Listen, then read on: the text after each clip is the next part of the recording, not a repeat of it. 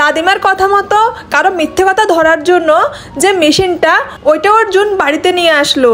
So বন্ধুরা, আজকেই প্রমাণ হয়ে যাবে যে অনু সত্যি কথা বলতেছে নাকি মিথ্যে কথা বলতেছে। সো চলো তাহলে সিঁদুরের মূল্য ধারাবাহিকের 159 পর্বটি শুরু করা যাক। সো ভিডিওটিতে একটি লাইক করে চ্যানেলটি সাবস্ক্রাইব করে আজকের এক্সপ্লেনেশন ভিডিওটি এনজয় করতে থাকো। মেশিনটা বাড়িতে আনার পরে মিস্ত্রি বলতেছে, অর্জুন এই মেশিনটা কাজ করবে তো? অর্জুন বলতেছে, হ্যাঁ মিস্ত্রি, তোমার বিশ্বাস হচ্ছে না তো? তাহলে একবার টেস্ট করে নাও। মিস্ত্রি বলে, না না না। তারপর অর্জুন জোর করে বসালো, মিস্ত্রির গায়ে মেশিনটা সেট করলো। এবার বলল, তুমি যদি সত্যি কথা বলো তাহলে এখানে সবুজ বাতি জ্বলবে, আর তুমি যদি ভয় পাও, নার্ভাস হয়ে যাও এবং মিথ্যা কথা বলো তাহলে কিন্তু এটা লাল বাতি জ্বলবে। এরপর অর্জুন মিস্ত্রিকে অনেকগুলো রোমান্টিক প্রশ্ন করে আর সেগুলো সঠিক উত্তর দেয়, এমনকি সবুজ বাতি জ্বলে। এরপর মিস্ত্রিও সেমভাবে অর্জুনকে বসিয়ে কিছু রোমান্টিক প্রশ্ন করে। তো তাদের এই রোমান্টিক সিন শেষ হওয়ার পরে সবাই আসে এবং কি তখন অনুকে বসানোর প্রস্তুতি চলে। যখনই অনুর গায়ে সবকিছু সেট করে নেওয়া হয় তখন অনু মনে মনে বলতেছিল, তোমাদের খেলা যেখানে শেষ হয় তার 10 কিলোমিটার আগেই আমার খেলা শুরু হয়ে যায়।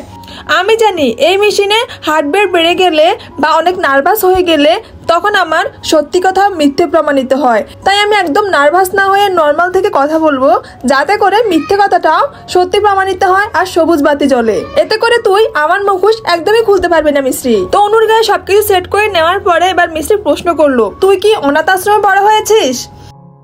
অনু বলল, হ্যাঁ, আর সঙ্গে সঙ্গে মেশিনে সবুজ বাতি জ্বললো। এবার দ্বিতীয় প্রশ্ন করেছে, তুই কি ব্রিজ আঙ্কেলের মেয়ে অনু সিং? এরপর অনু আবারও বলল, হ্যাঁ, আর আবারও সবুজ বাতি জ্বলে উঠলো। এরপর মিস্ত্রি প্রশ্ন করলো, তুই কি আমার বাবার নামে মিথ্যে তথ্য দিয়েছিস কোর্টে? অনু বলল, না।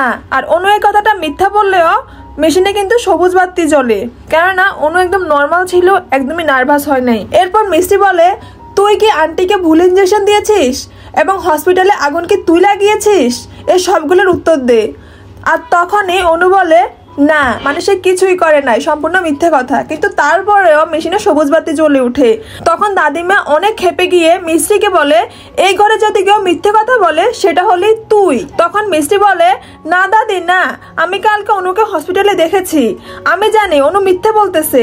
এরপর অনু বলে, ঠিক আছে, আমি মেনে নিচ্ছি মিথ্যা বলছি, তাহলে তুই আয়, তুই বস, দেখি তোরটা কি হয়। তো বন্ধুরা, এরপর কি হলো? অনুর মুখোশ কি সবার সামনে ধরা পড়বে না? যদি জানতে চাও তাহলে আমাদের চ্যানেলটি সাবস্ক্রাইব করে রাখো, এতে করে তুমি এর নেক্সট পর্বটি খুব তাড়াতাড়ি পেয়ে যাবে।